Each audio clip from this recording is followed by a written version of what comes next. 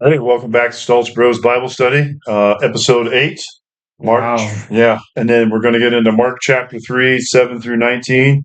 I think we talked about. And so, Jesus is a popular guy, Very popular. right? Rock star, baby. Rock Yeah. star. Well, and so let me read this first part. Jesus departed with his disciples to the sea.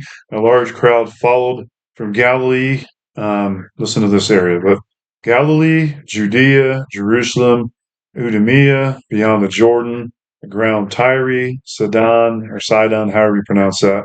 A large crowd came to him because they heard about everything he was doing. Then he told his disciples to have a small boat ready for him so the crowd would not crush him.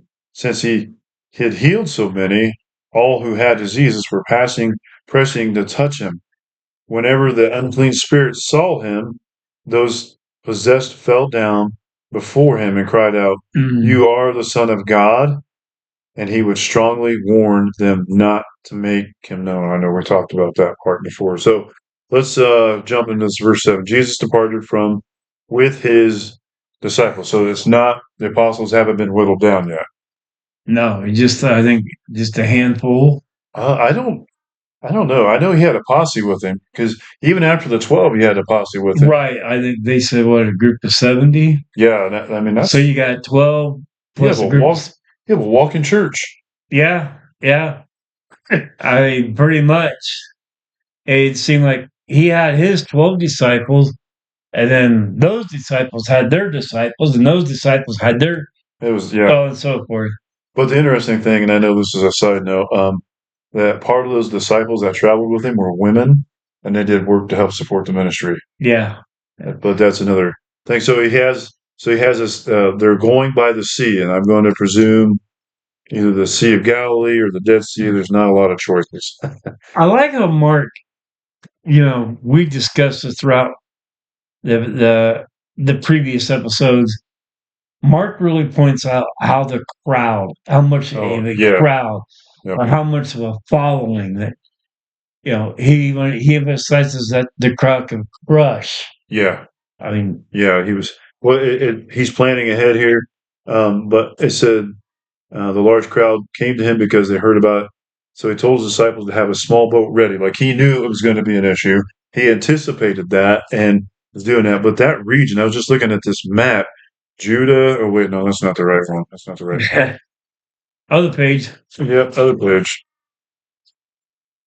But it was quite a significant area because you had Judah on there, and then you had Idumea, Jordan, Tyre, Sidon. I think the one commentary said it was like the whole region, all Be these like, different areas. well, Yeah, like it'd be like West Lafayette, because where we are in Frankfurt now recording. Yeah, West Lafayette being like the central hub, and then you got all these surrounding towns coming to that central point yeah, because around Jesus is here, there. it'd be Lafayette, West Lafayette, Lebanon, Yeah, Frankfurt, so on right. and so forth. What's that concert that they do with oh, I can't remember. Oh, whatever. But it's like a Christian concert or something. Like we're going to hold this thing in Indianapolis and Winter Jim. Winter Jam, right? Winter Jam. They're like, it's going to be here. Then everybody in that area goes to see Winter Jam. Yep. I think it was at Pacers Field House this year, or Pacers, whatever that place is. Like 18 to 20,000 people got there to worship Jesus. And it's the same idea. Like Jesus was, like you said, like a rock star status. And all these people from all these areas. And remember, we're not talking cars. We're Yeah. talking walking. If they were rich, maybe a donkey. Yeah. I mean, they would come hundreds of miles away, Yeah. and that's about a week's worth of walking. Yeah. Um, and part of the reason what we've talked about before, verse 10 again, since he had healed many, all who had diseases were pressing toward him just to just to just to even touch. Just that simple thing. Yeah. Don't touch me. Personal space. But anyway, we're just full of jokes today. My no square. Oh, anyways, Oh, okay. sorry. No, here I'll give you this one for that joke.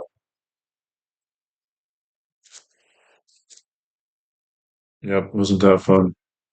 Okay, so I can't see these letters without my glasses. I hate that. Since he had healed so many, whenever the unclean spirits saw him, who's possessed, fell down before him and cried out, "You are the Son of God." And he would Wow. strongly warn them. Yeah, that's what I was just thinking. Where you That's a powerful image. yeah, They fell down. One, they acknowledge he is God. yeah, Two, they acknowledge he's the Son of God. right. The proper recognition of him being truly God. Yeah, They knew who Jesus was and what he was doing. Or not, I shouldn't say past tense, was who Jesus is and what he is doing. uh-huh.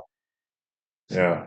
Well, just like you said, just the sheer reaction of the evil could not stand in the presence of God, that they were automatically in a submission position by falling to the ground. Yeah, I mean, hey, you're my Lord and Savior. Or more or less, like in other terms, we're not worthy. Yeah. We're not worthy. And they recognize that. I mean, yeah. And he strongly warned them not to make him known. And we talked about that in the past, that it wasn't his time yet. And I think if people understood that and everything like that, they would try to force him into a position he wasn't ready. He didn't want to happen what was going on. All these crowds gathering and not giving them time to plan. But the good thing about it is that you see the human side, even though Jesus was getting tired, physically, he still, out of love, took the time and still spoke and healed and, preached. Mm-hmm. Mm-hmm. Mm-hmm. Because he knew it had to be done.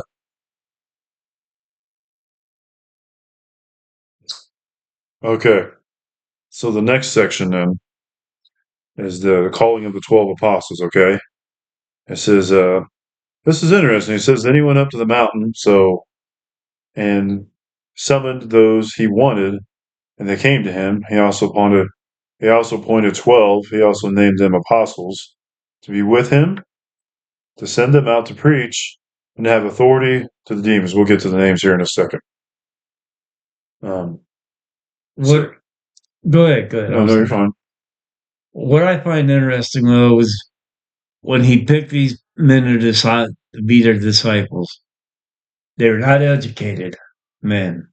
No. They were common folk guy. They had a wide variety of jobs: tax collectors, fishermen.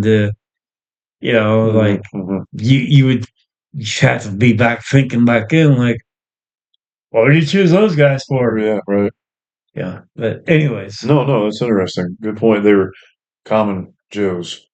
They weren't like this guy used to be a general in the army, and this guy was a doctor at one of the leading hospitals. Or he's a Pharisee. He knows the law. Right. It was just regular folk, but I think one of the points was that he could take something ordinary and make him extraordinary. And if you think about it, that's a common theme throughout the whole Old Testament too.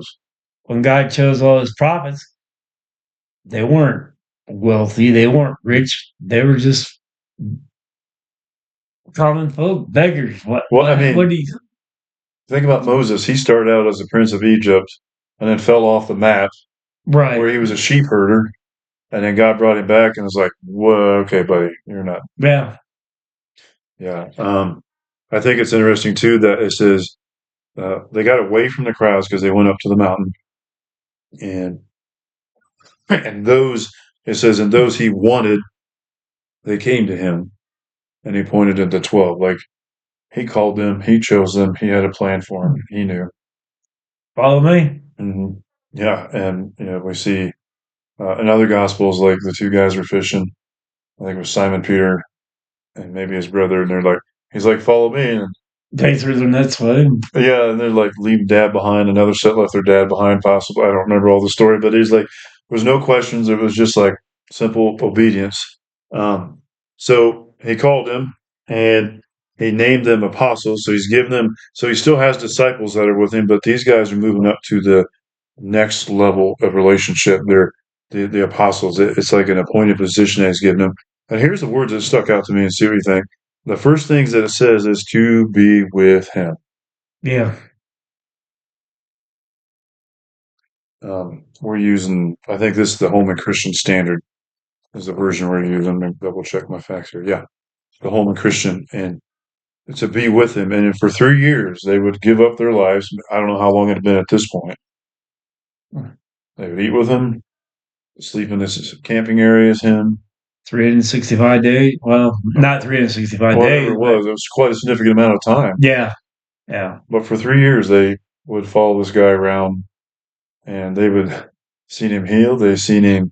You imagine him in the temple with a whip and being like, "Oh, I never saw this side," or or like, or coming back from getting the supplies. They're at the woman at the Samaritan well, and they see this woman, and Jesus is with her by himself, and they're like, they're actually afraid. Why are you just talking to this woman by yourself? Well, we mentioned before when he went see Matthew, tax collector. They're like, "What?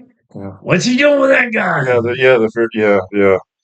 But so, and because they spent time with him, they could go out. It says they sent out to preach, had to have authority to drive out demons.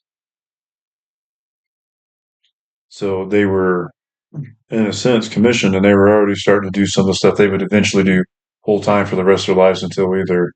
I don't think there was a single apostle. There's only one apostle that died naturally. The rest of them were killed for their faith in one way. Right. So, but that was almost like commissioning. So here are the names. Ready? To Simon, he gave the name Peter, and to James, the son of Zebedee, and to his brother name, he gave the name okay. So the son of Zebedee and to his brother John, he gave them the names Boanerges. I'm going to mess this one up. Boanerges. That means sons of thunder. We'll come back to that one. Wow. Andrew, Philip, Bartholomew, Matthew, Thomas, James, son of Alphaeus, Thaddeus, Simon the Zealot, and Judas Iscariot, who also betrayed him. One of the commentaries said that this list is like usually in this order. It's kind of interesting that it starts off with Peter, isn't it? Yeah. Because it's kind of like the pecking order, and then you had James, who was beheaded, I think, in the Book of Acts, and then John. He was kind of like one of those. If I remember right, Jesus had the disciples, he had the 12 apostles, and didn't he have an inner three as well? Yes. And those were Peter. Mary.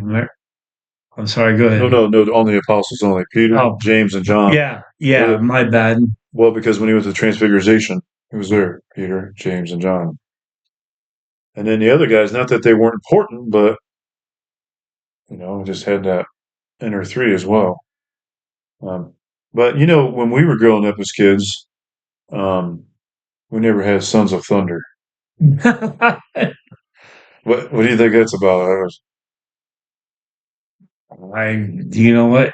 I have no clue on that one. So, let's see here. I wonder if it's something to do with their personality and their anger.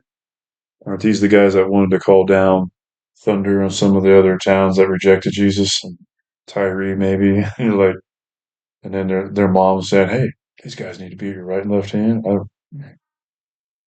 Philip, Bartholomew. Hey, here's a good one for you, man. Matthew. But whoever, and then also even with Judas Iscariot, who he's already got that black mark on him. Yeah. Yep. Who was going to betray Jesus as well. So, yeah. I think it's interesting though. Yeah. So, take home points. I know that's quite a little bit different.